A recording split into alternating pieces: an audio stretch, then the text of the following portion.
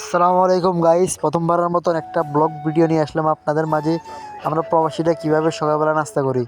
আমি এখন বলের ভিতরে পরিমাণ মতো লবণ নিয়ে নিতেছি, কারণ রুটির সাথে লবণ না দিলে মজা হয় না। এখন আমি আটা নিব, আপনার 6 জনের জন্য রুটি বানাবো। 6 জনের পরিমাণে আটা নিয়ে নিব। আটা নিয়ে ফেলছি 6 জনের জন্য। আটা নেওয়ার পরে এটারে এমন মনে বলছি যেমন আপনার ওই হাঁড়া উঠতে যেভাবে মলে, এইভাবে আমি আদি মলিয়ে রেছি, ঠিক আছে। আদি মোলার শেষ, আমার প্রায় মোলা হয়ে গেছে, ঠিক আছে। ভালো করে মলতে হয়, কারণ ভালো করে না মললে আপনার রুটি বানাতে মজা হয় না বা খাইতে টেস্ট হয় না, ঠিক আছে। তাই যত আপনি আটাটা মলবেন তত আপনার খাইতে মজা হবে, ঠিক আছে। জায়গা আটাটা মলতেছি, অনেক মলার পরে আপনার এখন বেলার সময় বেলতে চলে আসলাম। দেখেন কি সুন্দর করে রুটিগুলো বেলতেছি। এটা আপনার অ্যাকচুয়ালি ওই যে পাকিস্তানি রুটি বানাই, যে আমরা পাকিস্তানের রুটির মতো, ঠিক আছে। কারণ আমরা এখানে এই ছোটো রুটি বানাতে গেলে বহুত সময় লাগে বা সময়ের কারণে বানাতে পারি না। তাই ছোটো ছোটো করে আপনি বড় বড় করে যে বড় রুটিগুলো বানাতেছি, অনেক বড় করে পাকিস্তানি রুটি। দেখেন আমি কীভাবে বেলতেছি, বেলতে আমার হাত ব্যথা হয়ে গেছে, ঠিক আছে। ভাই কী বলবো আপনাদের, এমন বেলা বেলতেছি, কত বড় হাতে ব্যথা হয়ে গেছে বেলতে, ঠিক আছে। কী বলবো, এটা হচ্ছে পাকিস্তানের বেশি খাই যে রুটি। এখন আমরা বাঙালিরা এখানে আসার পরে দেখেন, বাঙালিরা আসার কারণে আমরা এখন এগুলো তাদের থেকে শিখে গেছি। দেখেন কী বড় রুটি। আমি আপনাদেরকে এখন দেখাবো কত বড় রুটি, যেটা এত বড় আমি আপনাদের দেখা দিচ্ছি। ওই রুটি এখন আমার বেলা চলতেছে, ঠিক আছে। এমন বেলা বলতেছি, বেলায় শেষ হইতেছে না।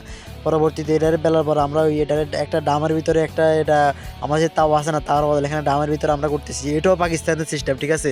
পাকিস্তানের ওইটা আমাদের শিখেছে। দেখেন আমি আপনাদের রুটিটা দেখাই, এটা হচ্ছে বড় রুটি, ঠিক আছে। এই চুলার ভিতরে আমরা রুটি বানাই ডেলি সকালবেলা। এটা হচ্ছে স্পেশাল আমাদের চুলা, এটা পাকিস্তানি চুলা, এটাকে বলে আমরা পাকিস্তানি চুলা। এটা ডামের ভিতরে আগুন জ্বালাই দিয়েছি, আগুন জ্বালাই দিয়ে উপর দিকে আপনি রুটিটা বসা দিয়েছি। খুব সুন্দরভাবে রুটিটা হয়ে যাচ্ছে। ভিতরে আগুন জ্বালাই দিয়েছি, খুব স্পেশালভাবে, খুব জোরে আগুন জ্বালাই দিয়েছি, ঠিক আছে।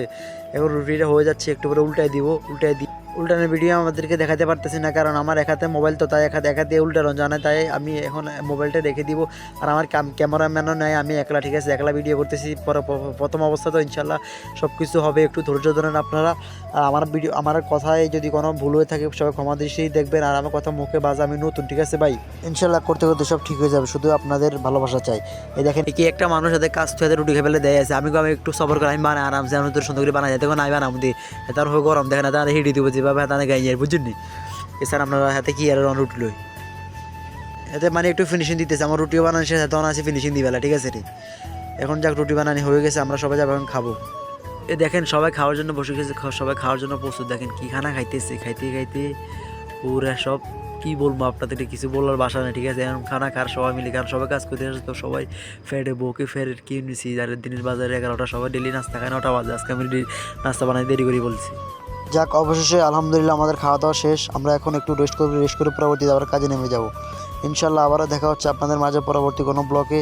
আমার কথা যদি কোনো ভুল হয়ে থাকে, কোনো ত্রুটি হয়ে থাকে, সবাই ক্ষমা দৃষ্টি দেখবেন। সবাই আমার জন্য দোয়া করবেন, আমি আপনাদের জন্য দোয়া করি।